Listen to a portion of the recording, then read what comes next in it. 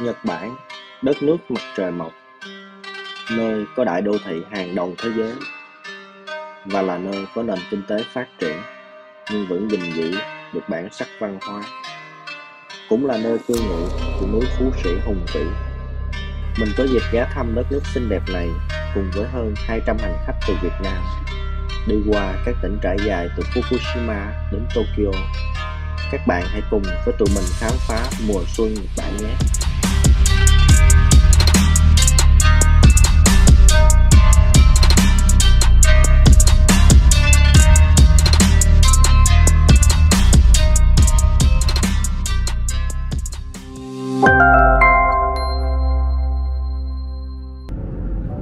Thời gian bay từ sân bay Tân Sơn Nhất đến sân bay ở Fukushima khoảng hơn 5 tiếng.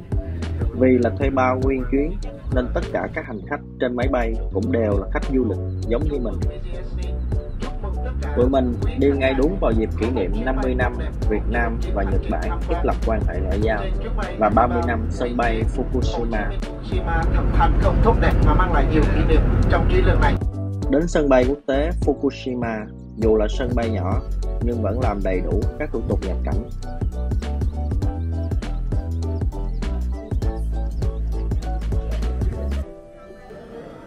Các bạn người Nhật rất hiếu khách, họ chào đón rất nhiệt thành cũng như gửi những món quà rất dễ thương đến từng người trong đoàn. Thank you.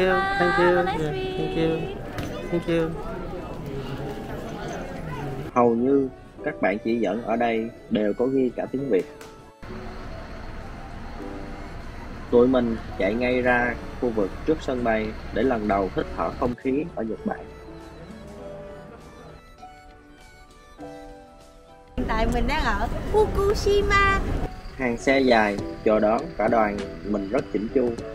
Ngoài ra, Fukushima còn là quê hương của tác giả bộ truyện Ultraman, nhân vật để lại biết bao kỷ niệm thơ ấu của thế hệ 8X và 9X. Phút này cho đến cuối cuộc hành trình, và sau đó, sau này nữa mình gặp nhau trên đường đời, thì các anh chị cứ coi em Vũ như là người trong gia đình của mình. Dạ, coi như là người em út đi ha. Đoàn đang trên đường di chuyển đến nhà hàng để dùng bữa trưa sau chuyến bay dài.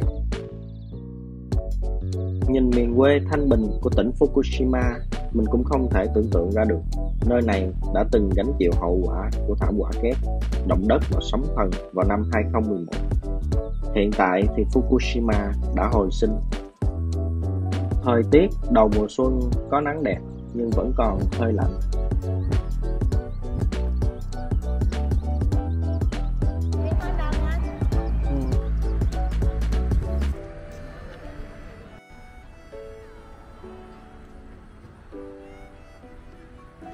Ở tầng trệt, nhà hàng đoàn dùng buổi trưa có bán các thức ăn nhanh, bài trí đẹp và nhiều màu sắc.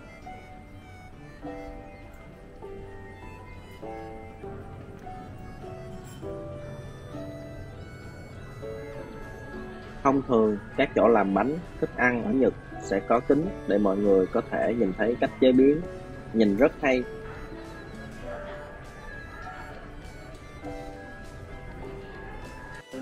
Bữa ăn đầu tiên của tụi mình ở Nhật.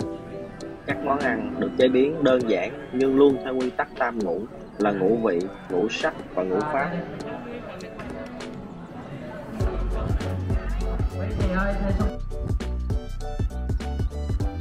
Khi ăn xong, tụi mình đi dạo xung quanh nhà hàng, chỗ đợi xe bus bằng gỗ nhìn rất thơ.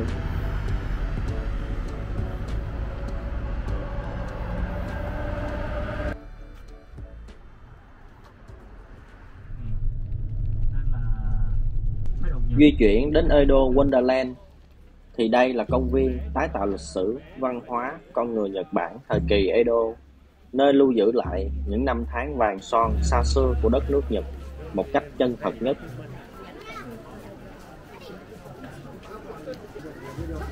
Vừa vào cổng thì có các quầy bán đồ lưu niệm. Các bạn được khắc tên miễn phí khi mua các món đồ ở đây.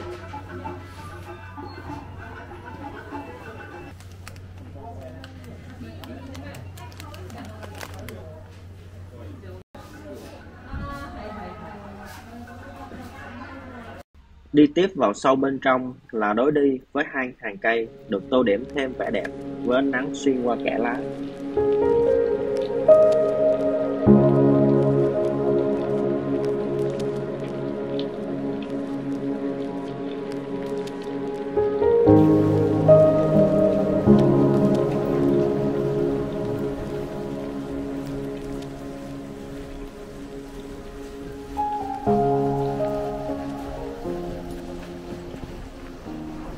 Nghe mùi gì không? Thơm luôn.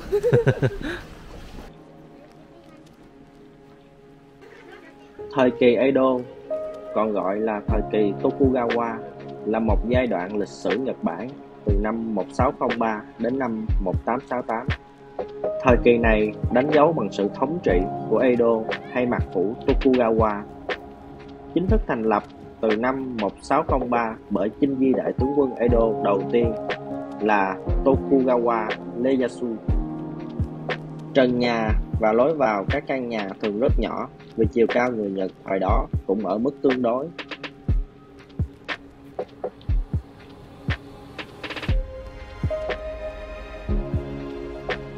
Tiếp đến là tới khu vực thị trấn hoặc thành phố nhỏ. Để ý nếu đi từ ngoài vào trong, bạn như đi từ cánh rừng bước ra tới làng quê rồi đến thị trấn nhỏ. Nhiều du khách và nhân viên ở đây bận đồ cổ trang, khiến khung cảnh như mình đang lạc vào thị trấn Edo thời cổ. Các công trình được xây dựng lại rất chi tiết và mình nghe nói gần như là giống y như bản gốc. Các bản hiệu, đồ vật, trang trí cũng được làm rất tỉ mỉ. Các bạn cũng nên chơi thử một vài trò chơi thời Edo ở đây. Các bạn nhỏ rất thích thử các trò chơi ở khu vực này. Khó chơi lắm, dễ không?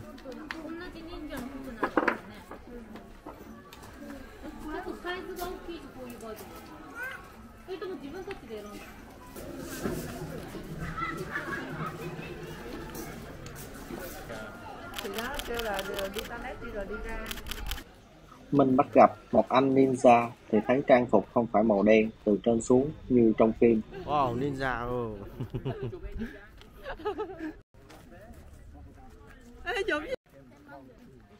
Ở phía trước là cổng đền Tori, một biểu tượng truyền thống của Nhật Bản, thường được tìm thấy ở lối vào của các đền thờ thần đạo.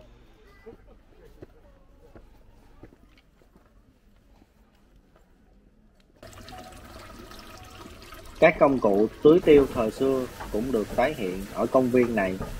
Người Nhật nổi tiếng với các công trình bằng gỗ, đôi khi được sử dụng cho đến ngày nay. Tạm biệt Edo Wonderland, đoàn sẽ tiếp tục di chuyển đến thủ đô Tokyo.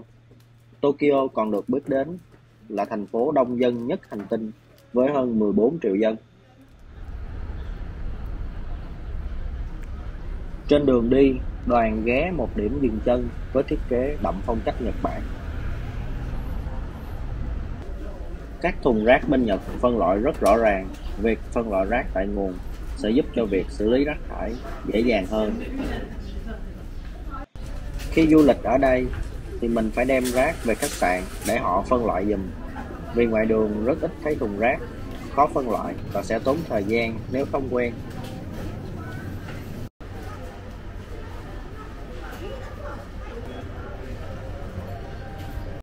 Đi đâu ở Nhật, các bạn cũng thấy các máy bán hàng tự động, bán đủ các mặt hàng từ cà phê, bia, nước ngọt đóng chai.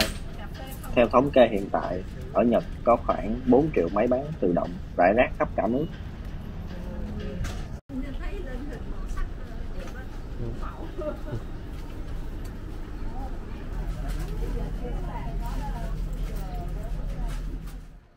Cuối cùng thì đoàn của mình cũng đã đến thủ đô Tokyo. Việc đầu tiên đến đây là đoàn sẽ đi ăn tối. Nó học camera thường.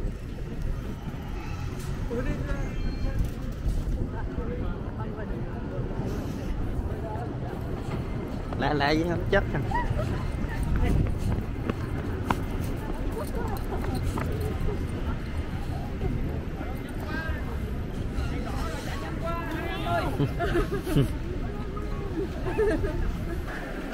Buổi tối hôm nay rất đặc biệt, trưởng đoàn dẫn đoàn mình đi ăn buffet thịt nướng.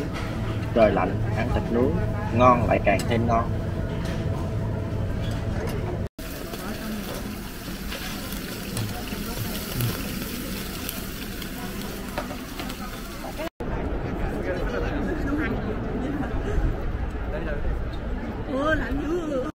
Mùa đông là nó âm từ 8 tới 12 độ.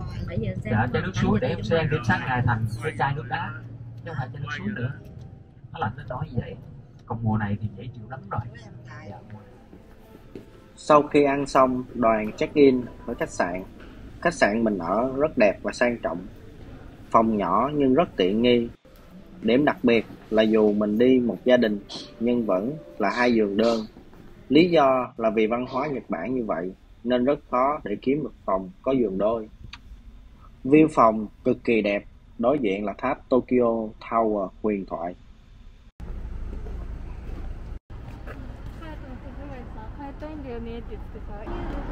Tối hôm nay dù có chuyến bay dài từ Việt Nam nhưng tụi mình vẫn cố gắng dành chút sức lực trong ngày dạo quanh các nẻo đường gần khách sạn.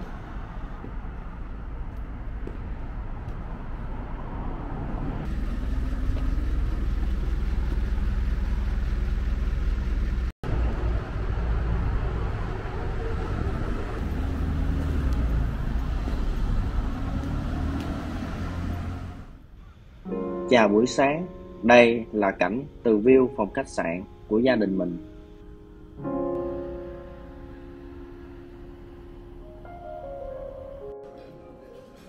Đoàn ăn sáng buffet ở nhà hàng trong khách sạn.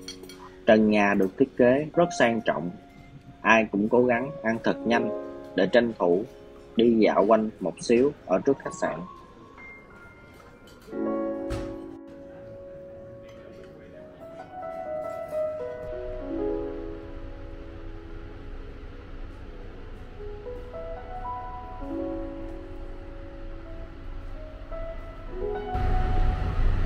Đằng kia có cây hoa anh đào.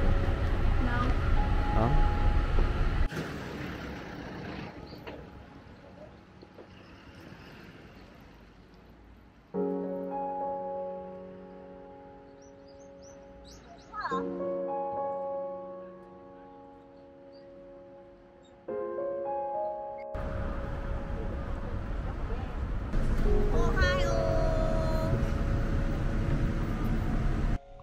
Hoa anh đào mọc ở khắp mọi nơi ở thủ đô Tokyo.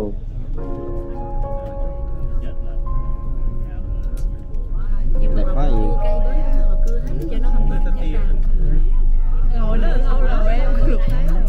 Khắp những cái cung đường mình đi qua luôn, chứ không phải là trước khách sạn mình, không phải là những công viên đó.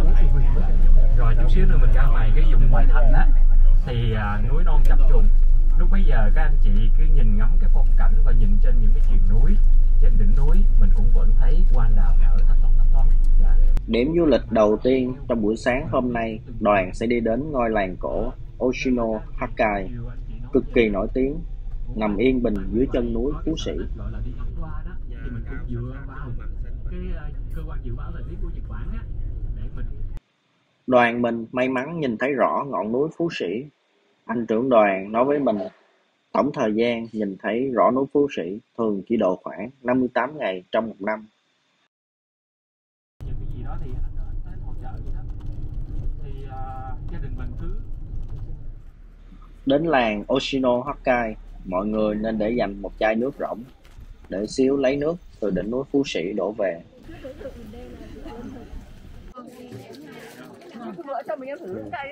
Này cái này không cay lên. Rồi, bạn tự xử luôn.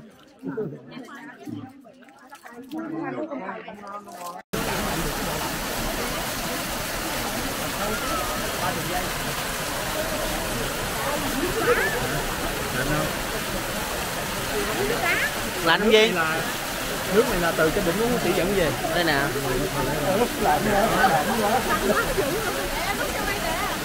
Rồi, lúc lại đó lạnh.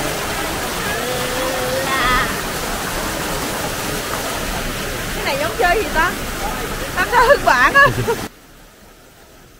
Vì độ nổi tiếng của ngôi làng nên du khách từ nước ngoài cũng như khách bản địa đến tham quan rất đông. Tại làng cổ Oshino Hakkai có một chiếc hồ có độ sâu lên đến 8 mét, cũng là vị trí trung tâm của làng. Nhìn vào bạn sẽ thấy ngay hồ có làn nước trong vắt với từng đàn cá koi bơi lội tung tăng bên dưới.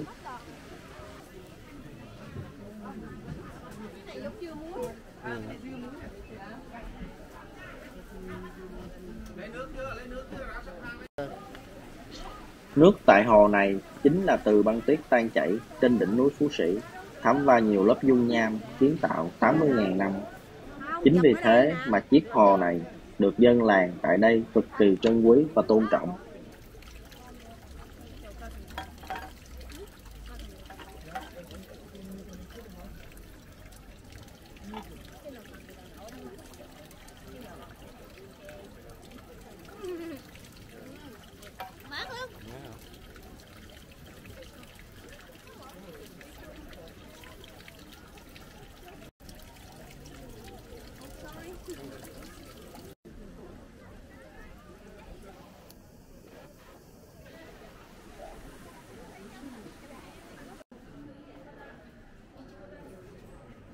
Quà lưu niệm ở đây món nào cũng đẹp. Bạn có thể mua vài món làm quà cho gia đình ở đây. Tụi mình cũng không quên ăn thử dâu và táo ở đây. Cả hai đều rất tươi và mát.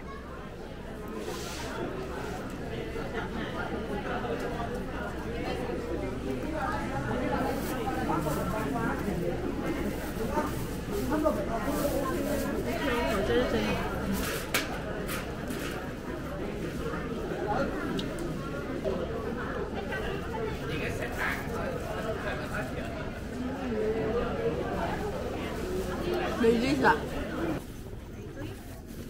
Dữ à? Lạnh lắm mọi người ơi. Mọi người hãy đi đi mọi người. Thôi lạnh đi. Cái gì vậy? Mình trải nghiệm thêm vài món ăn ở đây rồi tiếp tục di chuyển đến địa điểm du lịch tiếp theo là trạm 1 núi Phú Sĩ.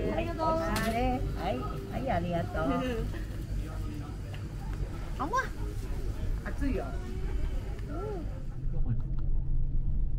Nếu mình sửa Khu rừng tự sát Aokigahara nổi tiếng cũng ở gần khu vực mình đi qua. mình thay đổi hình hài thôi. Chính vì suy nghĩ đến vậy. Đến trạm số 1 thì không may là núi Phú Sĩ đã bị mây che mất nên không ngắm được gì nhiều.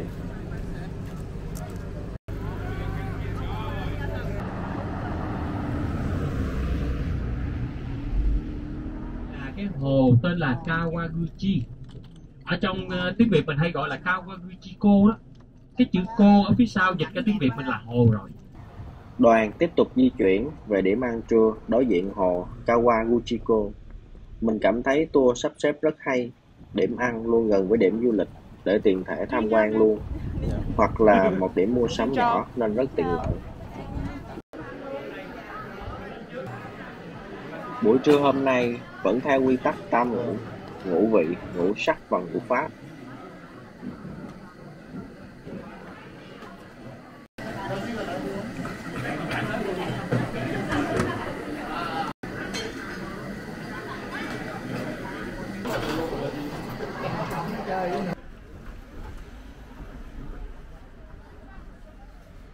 Sau khi ăn xong, tụi mình đi xuống dạo quanh hồ. Hồ Kawaguchiko là một trong ngũ hồ dưới chân núi Phú Sĩ, được hình thành trong quá trình kiến tạo của vỏ trái đất, cùng với kết quả phun trào của núi Phú Sĩ. Hai chúng mình đưa lên đây nha. Đúng cỡ nào mới đẹp thôi à. 1, 2, 3.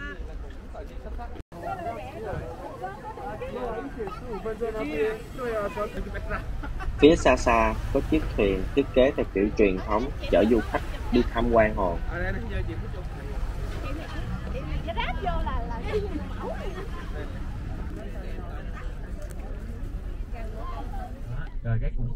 Đoàn tiếp tục di chuyển đến Hoàng cung Nhật Bản.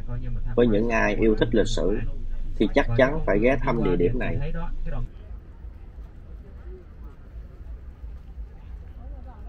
Đến khu vườn ở khu vực Hoàng cung Nhật Bản trồng rất nhiều cây với thảm cỏ trải dài, xung quanh được bao bọc bởi các tòa nhà lớn.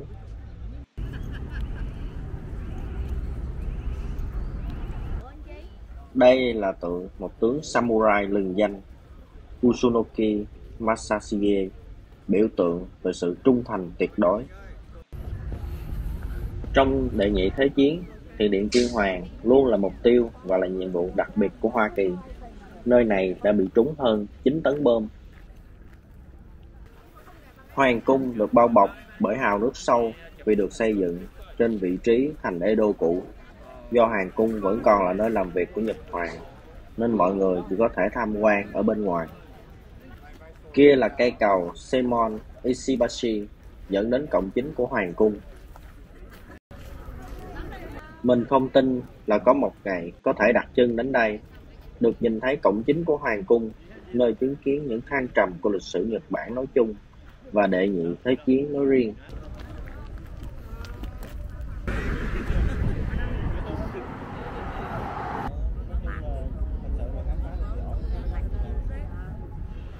Đoàn di chuyển tiếp đến khu phố Ginza.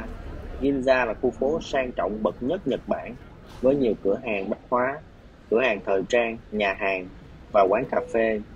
Nơi này còn tập trung rất đông các thương hiệu của phương Tây ở Tokyo, cũng được công nhận là một trong những quận mua sắm sang trọng nhất thế giới. Nhìn cách trang trí của thương hiệu Uniqlo rất bắt mắt.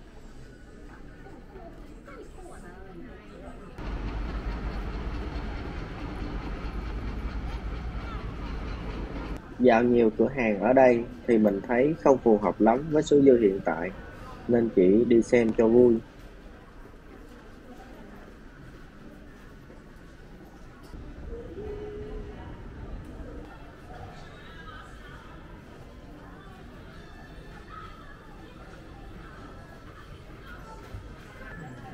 Tụi mình thấy có quầy bánh, mấy bạn xếp hàng rất đông nên cũng xếp hàng để ăn thử.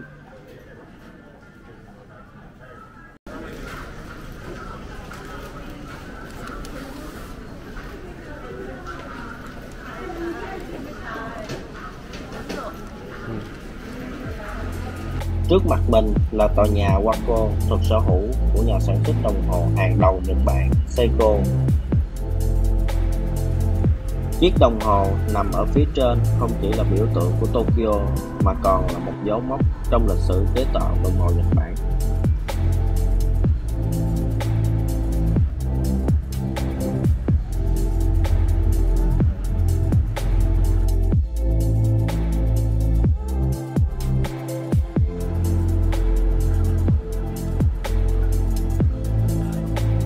Tụi mình đi xuống ga tàu điện ngầm để tránh lạnh.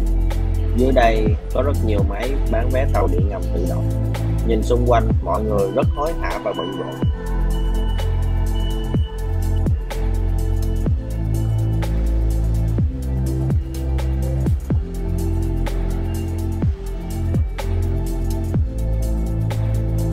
Rời khỏi khu phố Ginza, đoàn mình di chuyển đến nhà hàng gần đây, chỉ cách có vài con phố.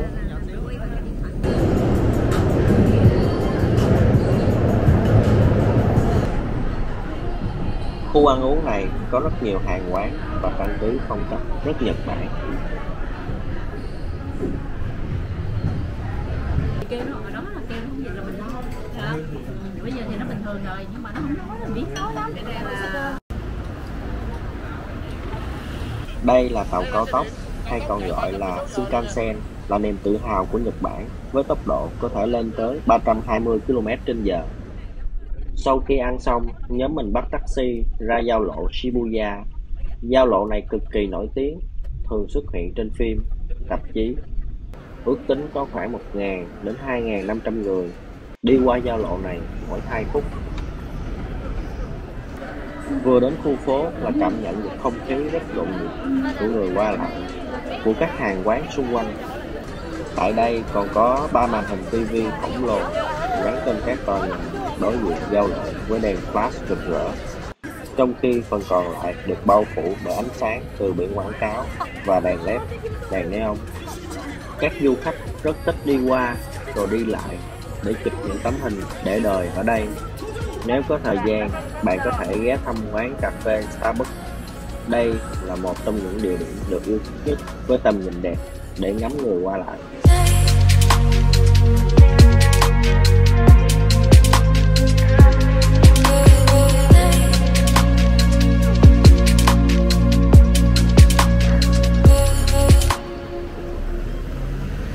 Len lỏi trong những con hẻm ở gần giao lộ Shibuya, là như vào một thế giới khác.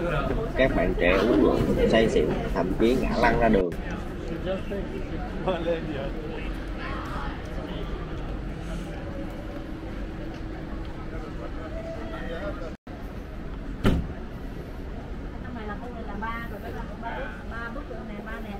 Đi đúng địa điểm rồi. Đúng địa điểm.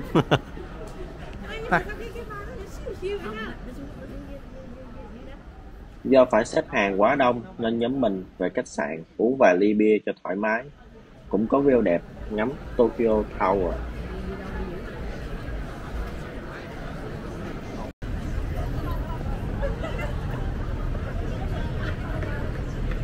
Hẹn gặp lại các bạn ở tập tiếp theo trong chuyến hành trình khám phá Nhật Bản của gia đình mình.